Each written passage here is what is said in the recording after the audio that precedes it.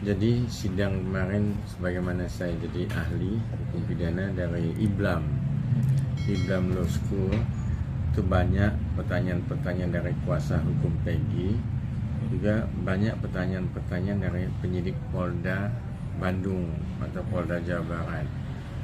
Kalau saya analisis tuh bahwa sebelumnya kan sudah ada 6 terdakwa yang sudah divonis, vonisnya hukuman seumur hidup, dan dianggap ada 3 yang DPO. Nah, dari 3 yang DPO itu 2 katanya dicabut atau dianggap itu fiktif, yang 2 itu. Nah, kalau yang 2 itu fiktif, kenapa ada Peggy Peron tuh kok enggak fiktif? Nah, yang di DPO pada waktu itu adalah Peggy Peron, kenapa yang ditangkap Peggy Setiawan? Peggy Setiawan itu ditangkap oleh Polda Jawa Barat atau Polda Bandung tanpa ada panggilan sebelumnya. Sudah tuh tanpa panggilan 2 kali, tato main tangkap aja dan ditetapkan sebagai tersangka, langsung ditahan. Hal ini kan tidak betul kan. Memang penangkapan itu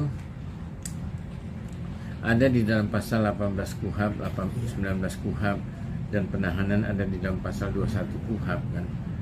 Tetapi legal prosedur yang disampaikan oleh Polda Bandung itu mestinya tidak demikian lah. Jadi seakan-akan mencari satu kompensasi untuk pengganti Peggy Peron, mesti ditemukan Peggy A atau Peggy B.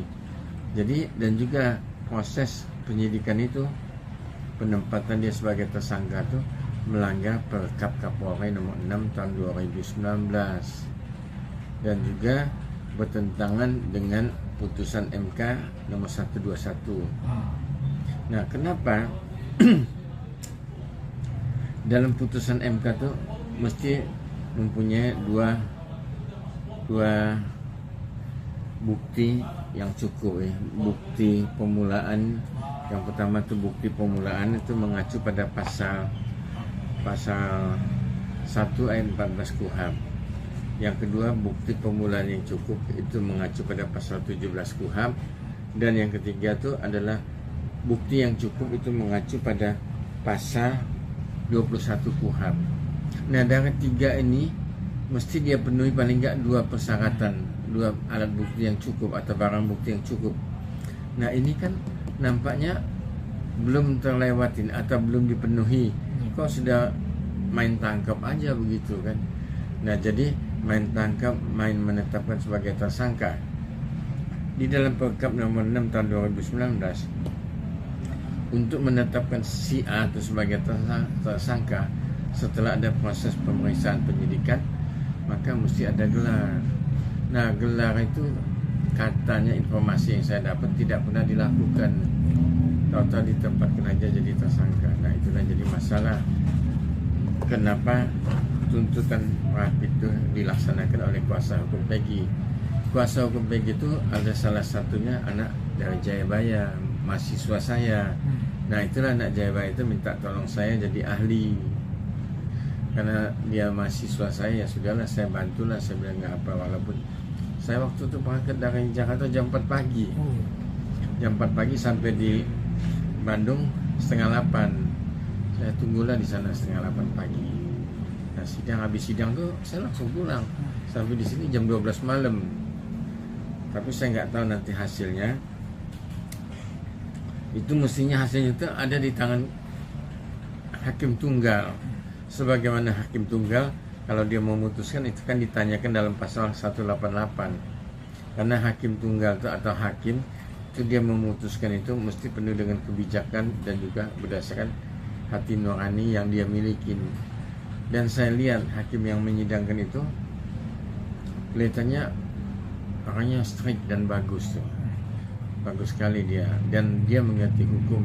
Ya, mudah-mudahan kalau dia mengerti hukum, dia memahami apa yang pendapat dari ahli dan kondisi persidangan ataupun fakta-fakta dalam persidangan tuh. Kalau dia ngerti dan dia bisa baca, ya mudah-mudahan rapidnya bisa dikabulkan. Tapi kalau memang nggak dikabulkan, itu kewenangan hakim juga. Kita nggak bisa ngomong, kita sebagai ahli kan cuman dikasih wewenang untuk menyampaikan pendapat kita kepada pengadilan. Nanti diterima ataupun tidak oleh majelis, oleh hakim tunggal tadi, ya tergantung kebijakan dia itu aja, sebagaimana pasal 188 KUHP ayat 3. Berarti bisa dibilang bukti dari kepolisian ini untuk menangkap Peggy Setiawan itu masih kurang ya, Prof? Ya, jadi bukti yang dilakukan untuk menangkap langsung menahan itu sebetulnya kalau saya bilang tidak sesuai dengan Perkap Kapolri dan tidak sesuai dengan putusan MK nomor 121 itu. Berarti kalau benarkah ada kesalahan prosedur dalam penangkapan Peggy Setiawan sendiri? Ya, kalau lihat karena tidak sesuai dengan Perkap Kapolri kan ada yang tidak cukup bukti itu. Jadi bukti permulaan yang cukup, bukti permulaan yang cukup dan bukti yang cukup itu tidak sesuai dengan putusan MK. Itu satu persyaratan di samping Perkap Kapolri, dan dua-dua ini tidak bisa dilanggar. Nah, kalau itu tidak mencukupi, kenapa itu mesti dilimpahkan? Kenapa itu mesti diproses? Buktinya ketika itu dilimpahkan kepada Kejaksaan Tinggi Bandung atau Jawa Barat kan dikembaliin. Nah, kenapa itu dikembaliin? Kalau memang dia prosesnya sudah betul, kenapa masih dikembaliin? Dianggap buktinya belum cukup, maka terbitlah P18 kan. Itu aja. Berarti bisa dikatakan kalau Peggy Setiawan ini salah tangkap ya, Prof? Ya, kalau saya analisis sebagaimana yang dikatakan dalam Perkap 6 tahun 2019 dan putusan MK itu, apa yang disidik, apa yang diperiksa oleh Polda Jawa Barat itu belum mencukupi persyaratan dalam putusan MK itu dan dalam Perkap Kapolri sendiri. Jadi yang nilai itu nanti hakim lah yang nilainya. Kita cuma nyampaikan aja. Keputusan kan ada semuanya di tangan hakim kan, bukan di tangan saya. Saya cuma ngasihkan bahannya berdasarkan analisis saya, mestinya begini. Kenapa mereka lakukan itu? Hakim lah yang menentukan nanti benar atau tidaknya informasi dari saya itu sebagai pendapat atau ahli hukum. Ya, itu dari tadi saya bilang tadi, karena persyaratan untuk menangkap dan menempatkan dia sebagai tersangka itu tidak atau belum terpenuhi putusan MK dan Perkap Kapolri itu. Cuman saya nggak bisa ngomong secara gamblang itu kan, ini mesti bebas, ini mesti itu, nggak boleh kita sebagai ahli itu kan. Itu semuanya penilaian itu ada di tangan hakim nanti. Nah, ini kan mungkin bagaimana mungkin secara hukum kasus Mina ini mungkin boleh dijelasin sedikit lagi mungkin, Prof, terkait adanya pengurangan DPO. Tadinya kan 3 nih, nah tiba-tiba 1 gitu. Nah, itu gimana sih, Prof? Kita kan yang sebagai itulah yang awam jadi masalah ya. Itu betul. Mestinya ada 3 DPO, tahu-tahu yang 2 tuh katanya dihapuskan atau dicabut DPO-nya. Maka tinggal 1 nih, mestinya tinggal 1 nih adalah Peggy Peron kan. Kalau Peggy Peron yang jadi DPO, kenapa Peggy Setiawan yang ditangkap? Nah, itulah masalahnya. Itulah jadi masalahnya kalau dilihat secara hukum, bahwa apa yang ditindaklanjutin oleh Polda Jabar itu tidak sesuai dengan putusan MK 121 dan tidak sesuai dengan Perkap Kapolri nomor 6 tahun 2019. Kan pernah ditanya oleh kuasa hukum dari Peggy yang perempuan itu, dia pakai tahun 2012 punya, itu sudah dicabut. Perkap Kapolri nomor 9 atau nomor 6 sudah dicabut oleh institusi lain yang lebih tinggi. Nah, ini kan, Prof, bisa dibilang kasus ini tuh 8 tahun ya. Tiba-tiba adanya viralnya mungkin sebuah film ini, karena polisi akan bergerak cepat gitu, Dok. Tiba-tiba mungkin tidak berselang lama lah kita langsung menemukan polisi langsung menetapkan ini. Oh, kok masyarakat langsung bertanya-tanya, apakah harus viralnya dulu agar tertangkap atau gimana sih, Prof? Itulah satu kelemahan negara kita atau setiap negara berkembang. Jadi seakan-akan ada satu judgement bahwa perbuatan institusi pemerintah itu kebanyakan mesti diviralkan dulu baru dia mau kerja. Nah, itu satu kesalahan betul. Mengapa? Saya pernah ada baca buku tentang ada 78 diviralkan barusan bergerak kasus itu. Kalau nggak diviralkan, kenapa nggak mau dijalankan kasus itu kan, kenapa? Jadi seakan-akan viral itu jadi alat untuk menemukan sapu cara. jagat, alat sapu jagat untuk mengancam polisi atau mengancam kepada penyidik jasa ataupun hakim. Sebetulnya di dalam common law itu tidak ada hal-hal demikian tuh. Jadi kita ini kadang-kadang sudah sangat menyimpang tuh. Contohnya, di dalam setiap putusan common law itu selalu berbunyi di atasnya itu demi keadilan berdasarkan undang-undang. Tapi di dalam civil law kita itu demi keadilan berdasarkan ketuhanan yang Maha Esa. Kalau kita melihat common law punya, seakan-akan hakim itu mewakili Tuhan kan. Dia memutuskan atau membuat apa, bertanya atau segala-galanya. Betul di dalam pasal 188 KUHP itu ada hati nurani yang mesti berbicara di situ. Tapi kalau dibilang dengan irah-irah dalam putusan itu demi keadilan berdasarkan ketuhanan yang Maha Esa, jadi seakan-akan hakim itu tinggi hati, saya ini mewakili Tuhan memutuskan Anda nih. Padahal Tuhan nggak pernah ngasih surat kuasa kepada hakim kan. Nah itulah jadi melenceng betul. Kalau di common law seorang hakim salah memutus, tidak pakai teori-teori hukum, tidak menggunakan ajas-ajas hukum, tidak menggunakan undang-undang yang sudah ada, dia menyimpang, maka hakim itu bisa kena pidana. Tapi di civil law, hakim membuat apa aja tidak kena pidana dia kalau soal mengadili. Tapi kalau dia ketangkep gratifikasi, ketangkep korupsi, nah itu baru masuk dia. Kayak contohnya yang lagi tren ini Gazalba misalnya kan, sama satu lagi yang sekretaris Mahkamah Agung tuh, kebetulan itu teman saya ngajar tuh, Hasbi. Tapi kasihan dia udah ketangkep, dia ketangkep nuntut pula pra peradilan, tambah ngamuk KPK kan. Tapi kalau kita lihat institusi KPK juga, lihatlah ketua KPK, ada diadilin Feli, tidak diadilin, nggak berani diadilin. Kok jadi kayaknya abuse of power betul di Indonesia. Siapa yang kuat itu menang dia, jadi nggak usah diadilin, dia bisa berlenggang aja kemana-mana, nggak perlu lagi itu.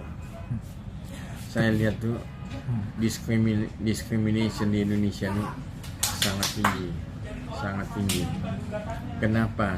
Karena masyarakat kita nih 75% sampai 80% itu adalah uneducated people. Nah, kebanyakan karena uneducated people, jadi orang yang pintar tuh, yang educated, menekan habis kepada uneducated people tuh. Jadilah adanya kayak pasal-pasal dalam IT, pasal 27 ayat 1, 2, 3 tuh, adanya kebencian yang hebat sekali. Itu memang ada tuh. Itu karena sejarahnya dari zaman Belanda tuh memang sudah salah. Apalagi kita hukum itu mensiti dari buatan Belanda kan. Nah untung ini kan sudah ada KUHP yang baru, tapi berlakunya tahun 2025-2026. Nah itu lebih banyak penalti atau denda daripada hukuman badan itu. Kalau pandangan mereka tuh waktu saya sidang tuh kan, ciri-ciri Peggy Peron dengan Peggy Setiawan itu beda banyak, beda jauh. Ya itu omongan mereka kan. Tapi dengan kemunculan ada nama lainnya katanya, Peggy Setiawan, yang lainnya nih, salah satunya mungkin contoh yang sedang dipertanyakan netizen tuh Peggy Cianjur, ini mirip nih dengan DPO gitu, Prof. Menurut Prof kayak gitu, apakah harusnya diperiksa juga nih sama polisi nih? Gitu? Saya rasa polisi tidak segegabah begitu. Jadi dia mesti ikut rule of the game lah, cara mainnya sebagaimana KUHP, sebagaimana Perkap Kapolri, sebagaimana putusan MK, itu mesti dia pegang teguh. Jangan dia lalai, jangan dia sembrono, itu saya nggak suka tuh. Polisi kan, saya ini ahli di polisi sebetulnya, di Polda Metro Jaya tuh. Saya ahlinya.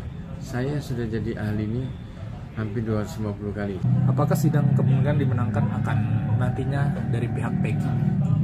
Saya belum tahu, belum bisa jawab Pak, karena apa itu kan ada ketentuan dari hakim sendiri kan, bukan kewenangan saya. Bilang. Mungkin dari Prof harapannya seperti apa sih dengan adanya kasus seperti ini, kan berjalan gitu Prof, dari Pawang Rentan lebih dari sebulan gitu Prof. Saya maunya tuh kepada semua institusi itu mestinya seseorang itu adalah equality before the law. Jadi hak dan martabat manusia tuh tolonglah dijunjung tinggi, jangan semau-maunya. Karena misalnya penyidik, penuntut umum atau hakim, mereka juga manusia kan.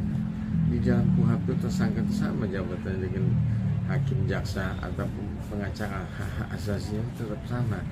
Kok kenapa sampai dibuat seolah-olah mereka itu sangat teraniaya kan?